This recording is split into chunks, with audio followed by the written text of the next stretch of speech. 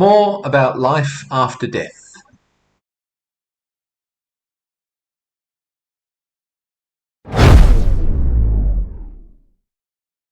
I've spoken previously about life after death, both in terms of heaven and hell and how those concepts arose, and also in terms of near-death experiences. But I think there's a lot more to be said about how these concepts have arisen in human history and human culture, and why they appeal so much to individuals. Why do these ideas of life continuing in some way after this physical existence ceases, why do these ideas arise, and why do they persist so strongly in our culture and in our individual psyche? I guess the first and most obvious reason is that people aren't keen on the idea of not continuing to be, ceasing to exist. I think, first of all, that people have difficulty conceiving of this idea of non-existence. They try to envisage it, to think about what that would be like, but of course you can't do that. You won't experience non-being, you won't experience non-existence. There's no you to experience it. But this is a difficult concept to grasp. So even before people start to think about some kind of better or worse life to come, they just conceive of some kind of continued being, even if it's just an awareness of not being. But this is a shadowy, poorly defined existence. So, for example, in the Greece of Homer's time, around the 8th century BCE, the afterlife was conceived in terms of Hades, this dark, shadowy underworld.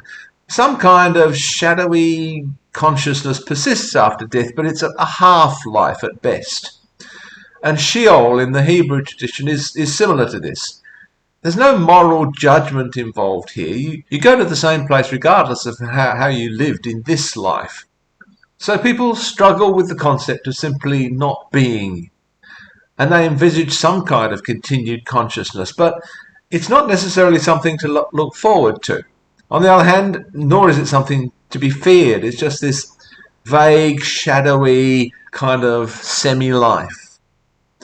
On the other hand, there's plenty of evidence in the Old Testament that it was quite a common and wide-held belief in ancient Israel that you just die, and that's it.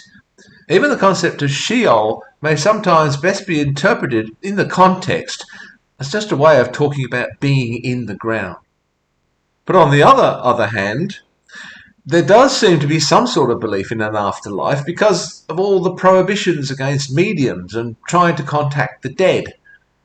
There's a story in 1 Samuel, for instance, where Saul summons the spirit of Samuel against all his own laws. However, if you read this story carefully, there's no indication that Samuel has been alive in any sense since his death, that his life continued in any way. He appears to Saul, but this could just as easily be interpreted as some kind of recreation of Samuel's spirit. There's not necessarily continuity in his life from the time he died to this moment of appearing before Saul.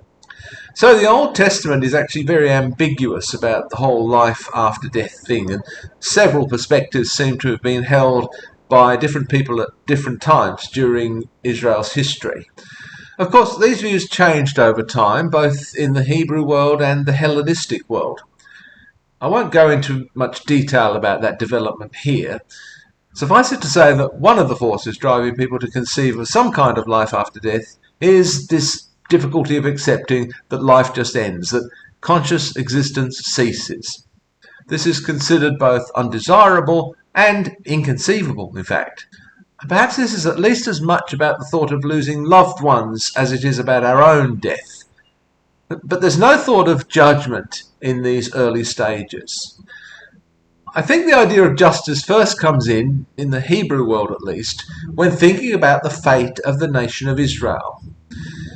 It was becoming increasingly obvious that Israel was not going to become some great power on the world stage, despite God's promises. There was a time back in the 10th century BCE under David and Solomon when Israel became a notable, if small, power in the region. But then Israel fell apart, splitting into a northern and southern kingdom. And this was followed by disaster after disaster as the great empires of the Mesopotamian region, one after another, conquered Palestine. So the problem became, how can God's promises to Abraham ever be fulfilled? And the idea began among the prophets that at some time in the future, not necessarily at a distant time, at some time in the future, the fortunes of Israel would be restored and God's promises fulfilled. This was seen very much in this worldly terms, but the prophets began to use the imagery of resurrection for this, as in Ezekiel's story of the valley of the dry bones, which come back together and have life breathed into them. This was a metaphor for the nation of Israel, but during the intertestamental period after the return from the captivity in Babylon, it was a small step to beginning to see this in terms of the actual bodily resurrection of individuals. Justice would ultimately be done. Note, though, that this is not so much about heaven and hell or life after death as it is about an earthly resurrection. And this tension runs through Christianity even today. In general, Christians today think in terms of heaven and hell, but in the Apostles' Creed that many churches recite, it still talks about the resurrection of the body, and these ideas don't fit together very easily. In the Hellenistic world, the idea of some kind of good or bad fate after death began to arise in an ethical context. The question was, why is it that good people are not rewarded for their good deeds in this life, and bad people are not punished for their bad deeds? This seemed to go against the concept of justice. So, from the classical Greek period onwards, the idea develops that the judgment, the balancing of the scales, takes place after death. Those who are found morally wanting will undergo some kind of punishment. Those who are found to be good will enjoy some kind of reward. It's worth noting, just as an aside, that the Egyptians already had a concept like this. The heart is weighed against a feather of Ma'at in order to determine the person's fate after death. And this idea probably goes way back as far back as the 3rd millennium BCE.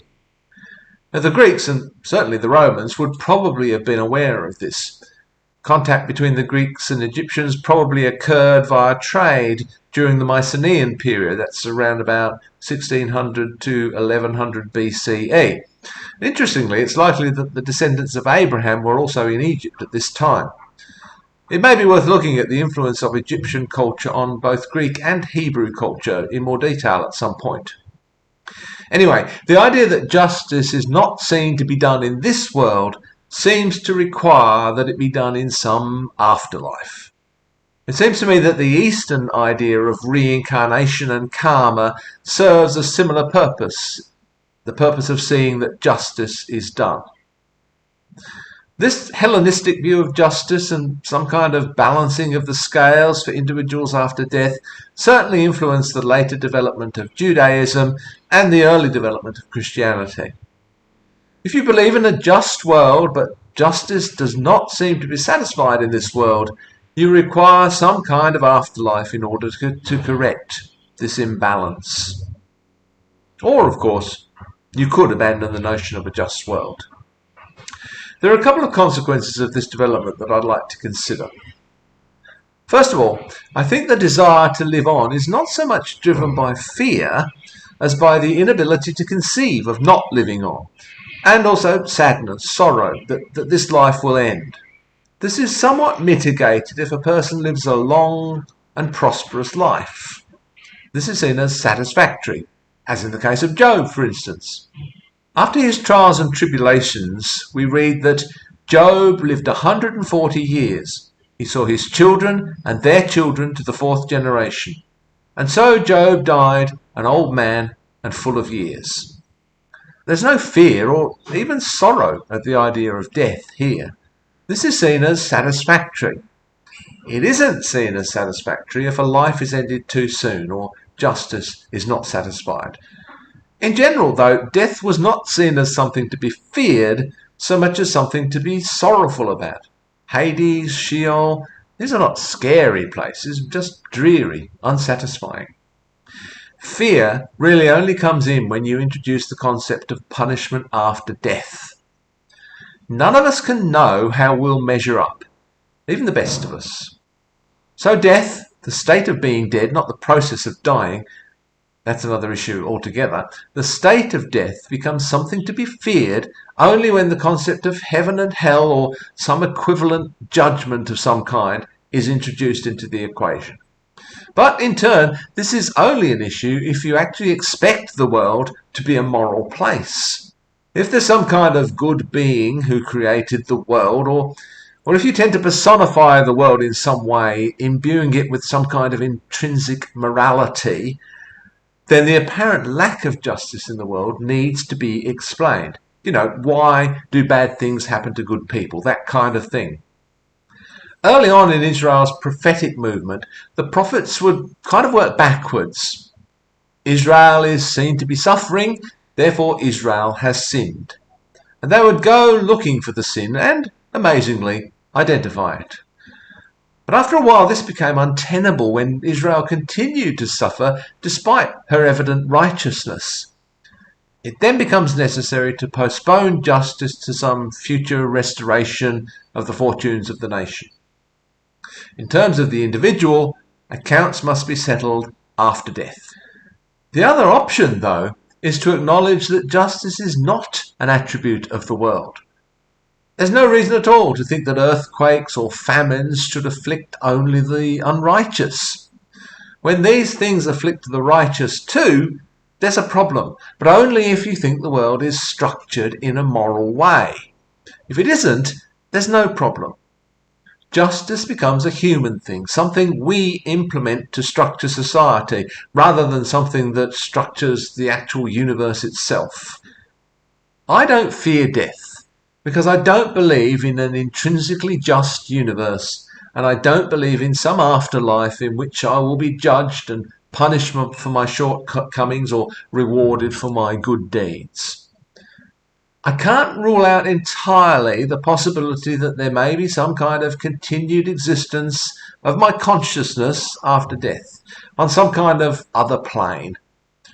I currently see no strong evidence for that in, say, the near-death experiences that some people report.